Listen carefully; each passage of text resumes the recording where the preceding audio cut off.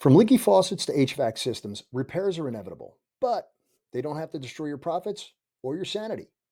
Hey, I'm Bud Evans. I'm a retired Air Force officer, retired police officer, and a full-time real estate investor. I help veterans and first responders achieve financial freedom through rental property investing without the headaches that drive most landlords crazy. Before we dive in, do me a favor, do that thing, like, subscribe, and hit the notification bell so you don't miss my next breakdown. Look, if you've ever owned or managed a rental property, you know all too well the headaches of repairs. So today I'm breaking down exactly how to handle property repairs like a pro, how to budget, how to prioritize, how to systemize so that every repair strengthens your business instead of draining your bank account. We'll draw directly from my experiences with Second Street Property Management, where we handle maintenance across dozens of units every day. And stick around until the end because I'm going to break it down so that you can set up a maintenance playbook checklist for you. It'll help you build your repair systems step by step. Okay, let's get into it. 1, always expect repairs, and don't panic. Be flexible. So let's start with this. Repairs are not emergencies. They're just part of the business. Too many new landlords act shocked every time something breaks. But the truth is, every system in your property has a lifespan. Whether it's appliances or plumbing or roofing or HVAC, it's all on the clock, right? If you plan for it, you're never going to be caught off guard. If you don't plan for it, even a $500 water heater can feel like a financial crisis, and $500 would be cheap. At Second Street Property Management, we handle repairs with one core principle: plan for the predictable, budget for the unexpected. So here's how to do that on your own. First, every month, set aside 10% for maintenance. Keep a reserve account with at least 3 months operating expenses.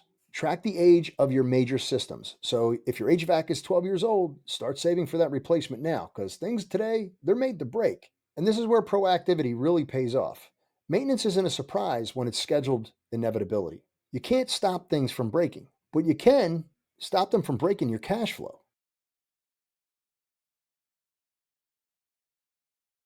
All right, number 2, differentiate between maintenance and capital expenses. They're different. Here's something most rookie investors get wrong. Not all repairs are created equally. You got 2 types: maintenance, which is small, reoccurring, kind of nuisance items that keep the property functional, right? Like fixing a leak or replacing an outlet or patching some drywall. And then you have the big ones, the capital expenses. These are the big ticket items that add long-term value, like a new roof or a new HVAC or a full kitchen remodel or maybe a whole bathroom. And why does this matter? Because maintenance is a reoccurring operating expense, while CapEx is a planned investment in your asset. At Second Street, we treat CapEx like we would pretty much like a military equipment upgrade. So we schedule it, we budget for it, we execute it on our timeline, not the tenant's timeline. So for example, if we know that a roof has 5 years left, we start allocating funds now. That way we never have to scramble or take out high interest loans later. Your goal here is to shift from reactive to strategic. So don't wait for things to fail. Plan for their replacements before they actually do. That mindset is going to return your repairs into business decisions instead of emotional reactions. Number 3, build a reliable network before you ever need them. This is where most landlords get burned. Something breaks, they panic. They open Google, they hire the first contractor that comes across the page, and they answer the phone. That's it. But that is how you overpay and underperform. And sometimes you get ripped off. So at Second Street Property Management, we pre-vets every vendor before they touch a property. We check their licenses, their insurance, their reviews, their response times. That way, when something breaks, and it will break, we're not scrambling, we're just executing. Now, you can do the same thing. If you build a small list of trusted vendors, you get your plumber, electrician, HVAC guy, and a good handyman, thumbs up. Make sure that you know in advance what their after-hour rates are going to be and their availability ahead of time. And block off the calendar when they say they're going to be on vacation, because that's when stuff goes wrong. So set up written agreements, pricing, and their service levels. And always, always pay a good vendor quickly, because reliability goes both ways. And when you treat your contractors like partners instead of last-minute lifelines, you're going to get better service and priority scheduling when it matters the most. And this is how you operate like a professional property manager, not a desperate landlord. Okay, number 4, use a maintenance workflow system. Let's talk about how to handle repairs efficiently and professionally with a workflow. Here's what our process looks like at Second Street. And please copy this for your own rentals. Step 1, the tenant submits a request. We require tenants submit their requests through our portal so that it's in writing and we can track it. No driveway conversations, no phone calls, no text me later. Documentation here is key.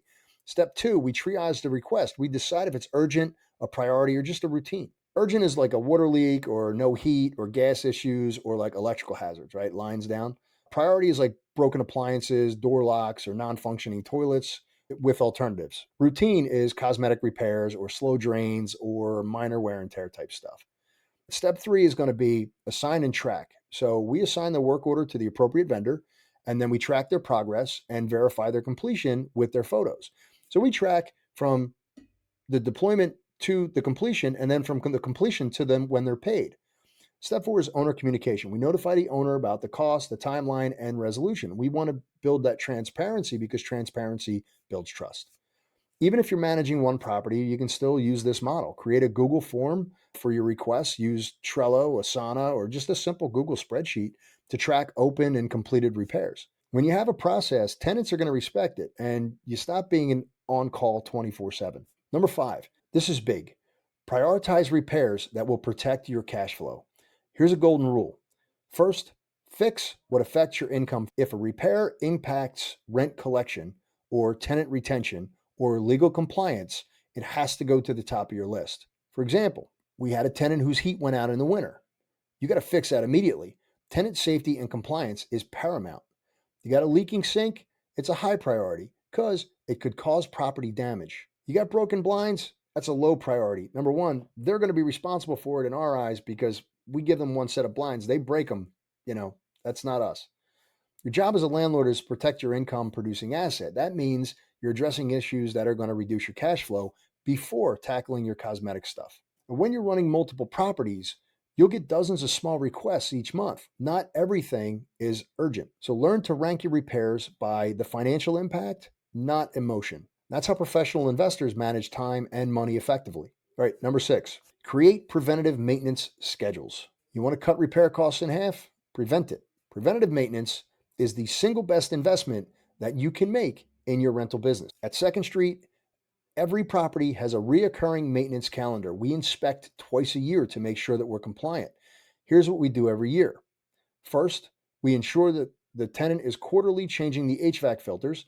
We test the smoke detectors, inspect plumbings under the sink. Biannually, we service the HVAC systems, check for roofing, gutters, test exterior lighting, and annually, we flush the water heaters, clean the dryer vents, and inspect the caulking and the seals. These small things can prevent the big expensive ones later. A $15 filter change every quarter can prevent a $5,000 HVAC failure. A $200 gutter cleaning can save you $10,000 in foundation repair later. Preventative maintenance also helps you spot early warning signs before the tenants even notice. You can automate reminders in your calendar or your property management software. This isn't just about saving money, though. It's about protecting cash flow and peace of mind. Number 7 is communicate with your tenants professionally and proactively. Repairs aren't just about fixing things. They're about managing the relationships. Tenants who feel heard and respected will treat your property better. Tenants who feel ignored, well, let's just say small issues become big ones. At 2nd Street, we use a rule. Every maintenance request gets a response within 24 hours, even if it's just to acknowledge receipt and then set expectations. Hey, we got your maintenance request. The plumber is scheduled for such and such a date at such and such a time. Want to make sure that you're going to be there. If not, want to let you know that we're going to be entering the property to do the repair. Those sentences prevent frustration and late night calls. Here's a bonus tip. After the repairs, follow up. A quick text saying, hey, did that repair get resolved to your satisfaction? It goes a long way. It's professional, it's polite, and it really turns tenants into long-term tenants because that's what they are, right? They're customers in your housing business. Number 8 is track, measure, and adjust. You can't improve what you don't measure. At 2nd Street, we track our KPIs. They're metrics for every property. Average response time for maintenance requests, they have to be within 24 hours. Average repair cost per door, we do not want to see a $300 to $500 repair cost per month. Vendor performance ratings, number of repeat maintenance issues. If we're going out there for the same problem over and over again, there's something wrong. If something keeps breaking, it's not a repair problem, it's an us problem. It's a systems problem. That data is going to help us spot inefficiencies in our systems and then negotiate better vendor rates. You can do the same thing with a simple spreadsheet. Review your maintenance data quarterly. Ask yourself, which repairs cost the most? Which vendors are saving you the most? What issues could preventative maintenance solve the next time? Every repair is going to teach you something. You got to listen and you have to track it. Let's recap how to handle rental property repairs without breaking your bank. Number one, plan ahead. Repairs are predictable, budget monthly, and track your system lifespans. Next, know the difference between maintenance and capital expenses. Treat them strategically. Next, build a great vendor network. They have to be reliable, and reliable partners will save you money. Use a workflow. Use that spreadsheet. Standardize how requests are submitted, triaged, and completed. Then prioritize smartly. Protect your income-producing systems first. Do preventative maintenance. Schedule inspections and service things before they break. Communicate clearly. Keep your tenants informed and make sure you're following up. And then track and adjust. Use the data that you track to improve efficiency and lower your costs. If you treat repairs like a system instead of a surprise, you're going to learn to control your expenses, improve your tenant satisfaction, and protect your bottom line. And your tenants will stay longer. If this breakdown or any other video that you've seen was useful, hit that like, subscribe, and tap the notification bell so you don't miss the next breakdown video. I'm Bud Evans. Aim high, execute fast. See you on the next video.